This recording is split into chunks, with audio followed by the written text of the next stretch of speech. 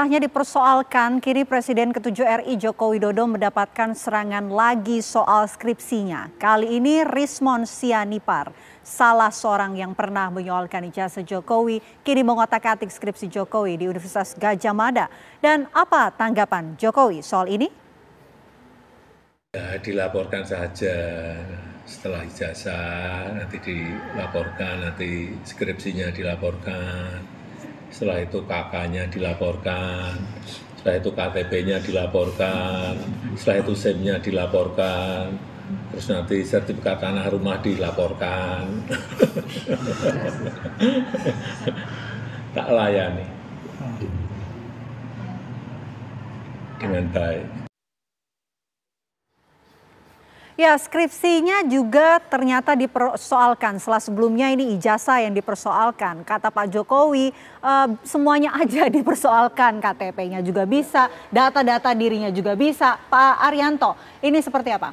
Itu suatu sindiran ya, Pak Jokowi, itu suatu sindiran bahwa yang dihadapi itu adalah orang-orang yang nggak dalam tanda petik nggak waras lah menurut saya.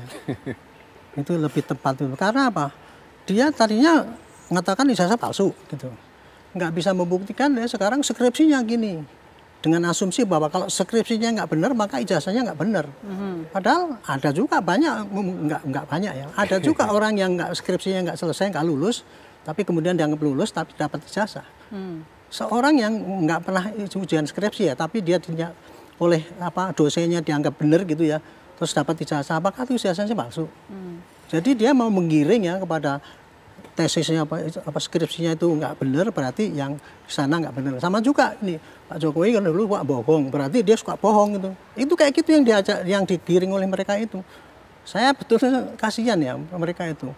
Katanya ahli, tapi dalam penelitian itu tadi kan saya ini menjamin penelitian itu benar. Tetapi begitu dikejar sampelnya yang Anda pakai apa? Disiplin sampelnya apa? Nggak mau dia. Okay. Padahal kalau yang namanya penelitian itu ya, forensik itu, sampelnya harus betul-betul memang valid gitu. Oke, baik. Gitu. Pak Arianto. Bang Aristo, kalau dari sisi hukum gimana nih? Skripsinya juga dipermasalahkan. Itu strategi ya menurut saya ya. Jadi yang dipermasalahkan kan ijazahnya. Ijazah ini kan sebenarnya kulminasi atau titik puncak dari proses akademis seseorang. Nah, dalam hal ini dimensi penting dari proses akademis seseorang itu kan skripsi. Jadi skripsi ini menjadi pintu masuk ya untuk membuktikan bahwa ijazahnya ini itu diperoleh dengan cara tidak benar. Jadi kalau yang pertama mengatakan palsu itu mungkin sudah agak sulit karena otoritas dalam hal ini UGM misalnya ya, dan juga Barreskrim mengatakan itu identik dengan ijazah-ijazah yang dikeluarkan pada tahun itu. Nah, skripsi ini digunakan sebagai pintu masuk untuk menggugat. Oke lah, kalau misalnya itu ijazahnya UGM bilang betul, tetapi prosesnya itu tidak betul. Artinya tetap saja ada unsur kepalsuan di dalamnya. Itu yang coba dirangkai. Apakah secara hukum bisa dilihat ini seperti terkesan mengada-ngada? Enggak juga ya. Kalau mengada-ngada begini, maksudnya enggak juga dalam kerangka gini. Ini kan ada seseorang yang sedang dilaporkan, yang sedang menghadapi ancaman pidana. Dia dituduh mencemarkan nama baik seseorang, dituduh juga fitnah, dituduh juga kabar bohong yang membuat kegaduhan. Artinya dia ingin harus fight back kan, untuk membela diri kepada nasibnya. Tadi saya sudah katakan bahwa di dalam KUHP itu instrumen untuk fight back ya. Ketika dia diselidiki, dia disidik secara pidana itu diberikan. Nah, soal skripsi ini ya adalah salah satu instrumen yang digunakan untuk fight back. Argumentasi untuk fight back enggak. Kalaupun UGM mengatakan itu asli, otoritas mengatakan itu asli, tetapi saya menggugat ya, cara mendapatkan ijazahnya itu dengan cara yang tidak betul. Apa itu cara yang tidak betul? Skripsi. Apakah itu betul atau tidak? Maksudnya argumentasinya itu punya bobot apa tidak? Saya tidak tahu. Karena sejauh ini yang saya baca di media itu kan persoalan ada tanda tangan kan, tanda tangan pembimbingnya tidak ada. Nah, kalau cuma sesederhana itu, saya rasa perlu dipertebal lagi, lebih dalam lagi, karena alat bukti yang dituduhkan untuk mensupport ya tuduhan pencemaran nama baik dan lain-lain itu kepada Roy Suryo CS itu lebih dalam dari itu. Jadi kalau dia mau menggugat skripsinya, dia harus buktikan, misalnya apa? Tidak pernah itu skripsinya dibuat, atau skripsinya dibuatkan oleh orang lain. Saya tahu siapa yang membuat skripsinya. Nah, itu menjadi bukti yang krusial sebenarnya untuk membela dirinya. Langkah yang benar atau cara yang benar untuk kemudian, ini kan membawa skripsi ya, ini yang harus dilakukan nih seperti apa untuk mengumpulkan bukti-bukti tadi? Kalau yang benar di dalam kerangka hukum ya, artinya tidak ke publik. Kalau yang benar ya tadi, misalnya dia tahu ada skripsinya ini dibikinin orang misalnya. Dia cari saksi yang tahu itu atau bahkan misalnya kalau ada yang membuat itu. Ajukan ke penyidik, Pak penyidik, jangan tuduh saya punya hak untuk mengajukan saksi yang meringankan saya. Ini, saya bawa saksi bahwa skripsinya itu tidak dibuat langsung misalnya oleh Pak Jokowi. Ada orang yang membuatnya. Artinya, saya mau membantah, walaupun otoritas mengatakan itu asli, tapi ternyata prosesnya untuk mendapatkan skripsi itu, tadi misalnya kan Pak Arianto mengatakan bisa saja skripsinya ternyata nggak dibuat tapi dapat ijazah. Nah itu kan ada keraguan-raguan juga. Nah, bisa saja dia lakukan itu. Misalnya panggil penyidiknya. Saya tahu ini yang bikin skripsinya si ini. Perlu lagi nggak sih untuk pihak tersebut untuk membuat laporan baru dan berarti prosesnya sama seperti ijazah dari awal lagi dong? Oh maksudnya mau melaporkan lagi. Kalau mau melaporkan lagi. Ya itu kan sudah ditutup. Artinya dia harus buka lagi surat laporan. Dia harus datang lapor lagi. Tapi paralel dengan sekarang Roy Suryo CS itu, ya kalau memang dia punya bukti soal skripsi itu, ya dia harus ajukan bukti itu. Dan undang-undang mengakomodasi itu, dan saya harap juga kalau itu terjadi, ya penyidik harus memeriksa karena wajib. Oke.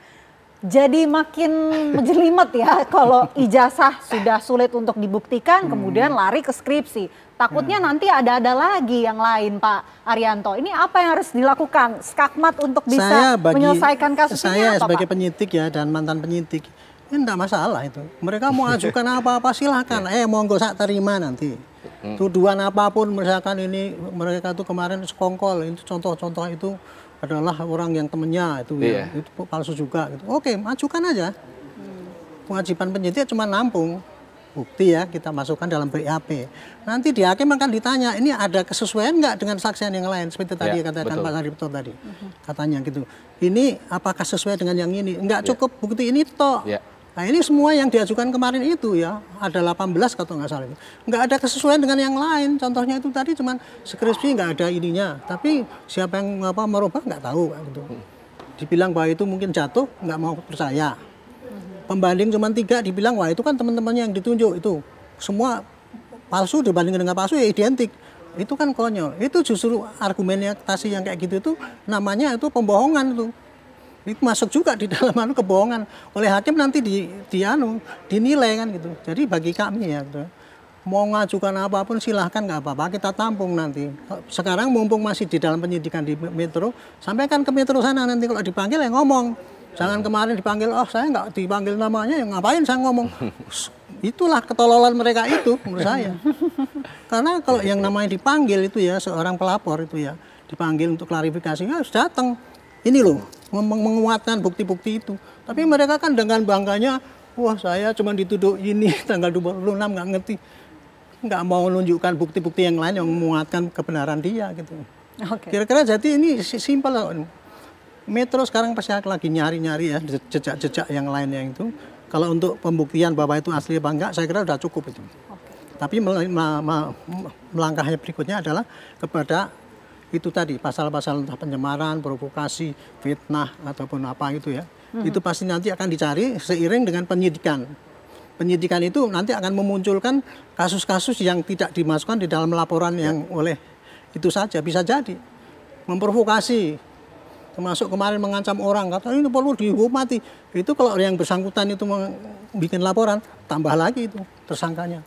Pak Arianto, gitu. Soal kasus pencemaran nama baik di Polda Metro Jaya, ini kesimpulannya apa? Apakah pihak-pihak tersebut nih bisa dijerat pidana? Kalau menurut saya gini, yang gampang ya untuk mengetahui apakah itu pencemaran atau bukan. Ada orang yang tercemar nggak? Ada orang yang turun derajatnya nggak? Martabatnya nggak? Kalau itu ada, ya berarti apa yang disampaikan itu pencemaran. Tanya aja sama hakim. Ukurnya itu gimana? Ukurannya ya ada orang yang tercemar apa tidak? Ada saksi yang mengatakan saya tercemar dan saya tidak terima, ini minta dihukum. Itu bukti. Bukti bahwa ada terjadi pencemaran.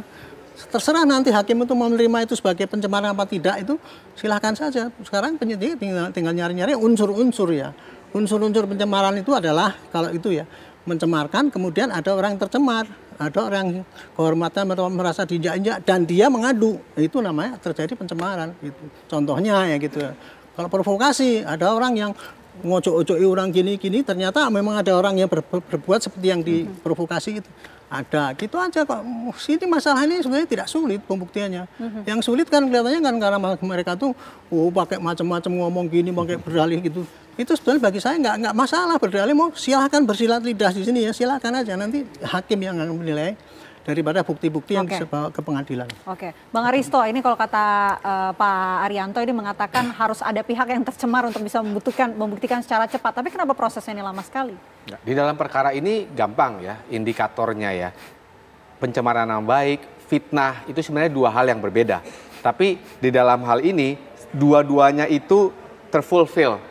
Kenapa? Karena yang dituduhkan itu kepada Pak Jokowi adalah tindak pidana. Yang dituduhkan kan memalsukan ijazah. Ya. Aslinya nggak punya ijazah, tapi dia punya ijazah. Itu tindak pidana. Artinya itu sudah persyaratan absolut untuk orang merasa tercemar dan untuk orang merasa difitnah, itu sudah terlengkapi. Itu yang pertama. Yang kedua, kalau balik lagi ke pertanyaan kita malam ini, bisa nggak dijerat pidana? Sadly, ya bisa. Kenapa? Karena pertama kita lihat dulu sistem pembuktian kita. Sistem pembuktian kita itu minimal untuk mentersangkakan orang dan memidanakan orang itu jumlah alat buktinya 2. Nah, berdasarkan yang sudah kita ketahui, alat buktinya ini sudah lebih dari 2 dan bahkan banyak, saya yakin. Ya, karena ada tadi ya foto, lab for, keterangan dari UGM itu sudah lebih dari 2. Ya bisa kalau pertanyaannya bisa atau tidak. Tetapi apakah pihak Rosiro CS bisa melawan ini? Apakah dia mempunyai bukti pamungkas gitu ya? Yang tadi kita bicarakan, kan dia sedang distancing, memberikan jarak, mau mengatakan, itu kebenaran yang dibuat-buat oleh alat negara. Saya punya kebenaran aslinya. Nah, klaim ini didukung nggak dengan bukti? Apa misalnya tadi? Salah satunya tadi Mbak Vena mengatakan skripsi misalnya. Kalau skripsinya itu ternyata dia tidak buat sendiri, dibuatin orang, ini juga salah satu bukti krusial. Bisa, tapi ada tidak yang bukti saksi ya, atau dokumen untuk mengatakan itu? Kalau sejauh ini ngelihatnya bukti pamungkas itu sulit nggak sih didapatkan? Ya sulit ya. Kalau sekarang kalau posisinya sudah begini itu sudah agak sulit ya. Yang saya bayangkan tadi ya, tadi pintu masuknya tadi mungkin skripsi, makanya dia sedang menggoreng itu soal skripsi. Karena begini, mau mengatakan kalau UGM udah bilang benar lulus, kemudian lab 4 Bareskrim, dan Bareskrim ini kan polisi, lebih tinggi derajatnya dari Polda Metro, ya dia pasti akan referensinya ke sana. Kemudian ada saksi-saksi lain, nah ini kan udah terpojok. Nah, bukti krusial apa? Misalnya bukti krusialnya yang pertama mau menunjukkan UGM ini kong kali kong juga ternyata. UGM ini ikut serta dalam fabricated design ini, bahwa sebenarnya Pak Jokowi itu nggak lulus tapi oleh UGM dibilang lulus. Nah, bukti apa yang bisa mengatakan itu? Wah, itu banyak, misalnya saksi, ada nggak saksi yang bisa mengatakan itu?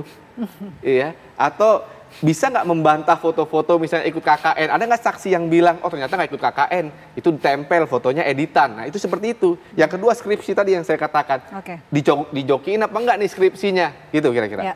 Oke, baik, tentu kita berharap kasus ini bisa segera selesai, tidak makin menjelimet, dan kita pantau terus bagaimana perkembangannya. Terima kasih banyak Bang Aristo, terima kasih.